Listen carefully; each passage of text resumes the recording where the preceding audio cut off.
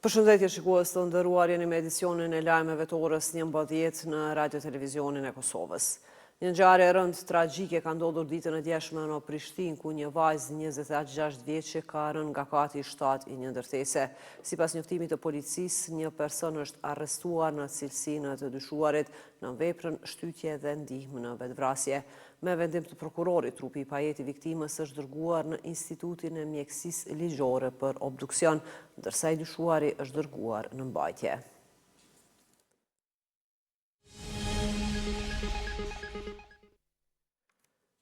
Presidenti Vjosa Osmani, cila po merr pjesë në edicionin e 4 të forumit diplomatik të Antalis, ka takuar ministrin e jashtëm të Kenjas, Musalia Mudavadi. Ky takim vjen pak kohë pasi Kenja njohu pavarësinë e Kosovës. Gjatë këtij takimi u diskutua për fushat e bashkëpunimit me interes të përbashkët, të cilat do t'i konkretizojnë gjatë vizitës zyrtare në Kenja dhe përgjatë rrugës sonë të përbashkës si aleat dhe partner. Ajo ka falendëruar Kenjan për njohjen e shtetit të Kosovës, duke quajtur këtë vendim historik që kontribuon për paqen e stabilitetin afatgjat në rajonin tonë. Pas pak pritet të përurohet pikalimi i përbashkët kufitar Hani Elezit Blac. Në njoftimin e qeverisë në detyrë thuhet se hapja do të bëhet në bashkëpunim me qeverinë e Maqedonisë së Veriut. Pjesëmarrës do të jenë kryeministri në detyrë Albin Kurti, homologu i tij Maqedonas Kristian Mickoski, dy ministrat e punëve të brendshme nga dy vendet, si dhe figura të tjera politike.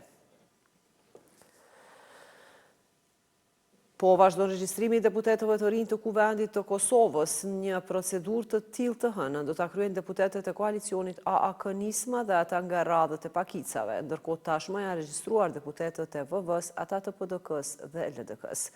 Ky është një proces formal dhe i domosdoshëm që i paraprin seancës konstituive të Kuvendit, e cila është paraparë të mbahet të martën e 15 prillit. Pra dhe 4 ditë në ndajnë nga seanca konstituive e Kuvendit të Kosovës, teksa partia që ka dalë para është deklaruar se nuk i ka 61 votat e nevojshme. Analistët janë të ndarë në mendime sa i takon arritjes së numrave deri në seancën e 15 prillit.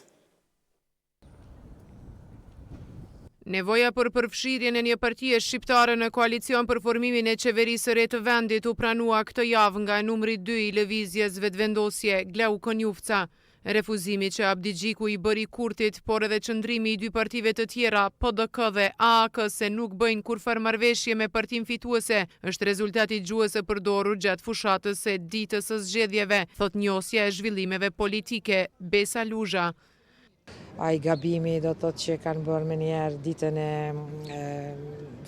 votimit me u barikadu dhe me u izolu dhe me u ofendu të tjerë, tash po shihet që po kushton, sepse na kemi ditë që ka me ardhur, domethënë situata në këtë gjendje kur ti detyrohesh me kërku ndihmën. E tash ki zgjedhjet e pakta, ose kërkon ndihmën prej subjekteve që janë shqiptare, ose i kërkon prej subjekteve që janë minoritet. Por një njohës tjetër mendon se deri në ditën e konstituimit të Kuvendit, partia fituese e zgjedhjeve do të konfirmojë edhe numrin e deputetëve që i duhen për ta bërë qeverinë e vendit. Qëndrimet momentale të pakicave, sidomos atyre jo serbe, tregojnë për një pozicion të vështirë negociues në të cilën ata gjenden, por gjithsesi kushtet të cilat ata i ka vënë janë kryesisht të kapërcyeshme dhe unë besoj që në ditën kur do të mund të konstituohet Kuvendi i Kosovës, do të mund të konfirmohet edhe shumica e re në Parlamentin e Kosovës. Deputetet e komuniteteve jo serbe tradicionalisht e kanë mbështetur krijimin e qeverisë, por këtë herë u tha se disa janë ndikuar nga Serbia dhe se po e pengojnë krijimin e institucioneve të reja të vendit. Me disa prej 10 këtyre deputetëve, televizioni ka biseduar këtyre ditëve, por asnjëri nuk është deklaruar mbi atë se nga kush po shtyhen të mos bëhen pjesë e qeverisë së re të vendit. Ish kryetaria e grupit parlamentar të lëvizjes vetëvendosje, Mimoza Kusari Lila, deklaroi dje se janë me 2 vota mangu për të ndërtuar shumicën parlamentare dhe qeverinë e re, duke përmendur 8 vota nga pakicat jo serbe dhe 3 të Nismas, kryetari i së cilës Fatmir Limaj ka lënë të hapur mundësinë e bashkëpunimit me vetëvendosjen e Albin Kurtit. Për 16% do të paguajnë më shtrenjtë energjinë elektrike të gjithë konsumatorët në Kosovë. Kështu ka vendosur të premtën zyra e regulatorit për energji. Përmes një komunikate për media, ZRE ka konfirmuar se rritja në mesatare e çmimit të rrymës do të jetë për të gjitha kategoritë e konsumatorëve. Ndërkohë me pankarta në duar, qytetarë të shumë të mbledhën të premte në sheshin Zahir Pajaziti për të protestuar kundër shtrenjtimit të rrymës. Protestuesit paralajmëruan protesta masive kundër vendimit të shtrenjtimit të energjisë elektrike për 16%. Pas vendimit për shtrenjtim të energjisë elektrike kam pasua reagime të shumta. Zyrtarja e lartë të PDK-s, Vlora Qitaku, tha se ZRE është ndëruar në mashën përmes së cilës qeveria në largim po e godet drejt për drejt qytetarin.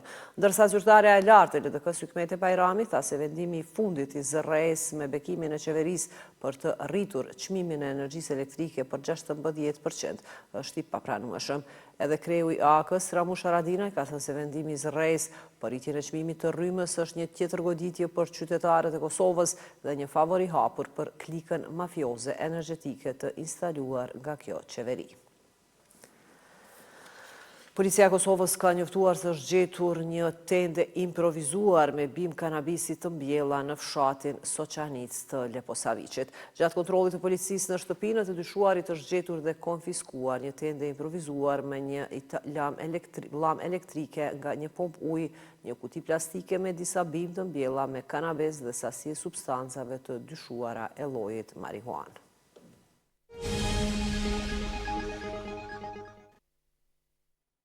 I dërguari i posaçëm i presidentit të SBA-s Donald Trump, Steve Witkoff, zhvilloi bisedime me presidentin rus Vladimir Putin të premten në Shën Petersburg në përpjekje për kërkimin e një marrëveshje e paqe për Ukrainën.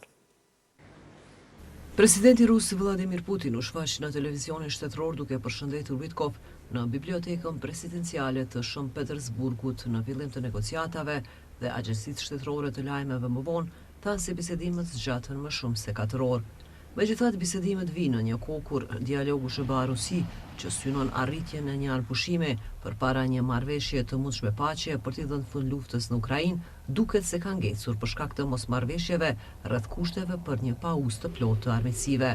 Trump, i cili ka treguar shenja të humbjes së durimit, ka folur për vendosjen e sanksioneve lypsore ndaj vendeve që blejnë naftë ruse, nëse mendon se Moska po zvarritet në një marrëveshje me Ukrainën. Zyrtarët Ukrainës i kanë dërguar në ditët e fundit Washingtonit një listë objektivave që beson se Rusia i ka goditur në kundërshtim me anëpushimin e infrastrukturës energjetike që të dy vendet ranë dakord muajin e kaluar. Të premtën Trump tha në një postim në Truth Social se shumë njerëz po vdesin, mira në javë në një luftë të tmerrshme dhe të pakuptimtë. Putin anën tjetër ka... Shikues të nderuar, kështu e përmbyllim këtë edicion të lajmeve.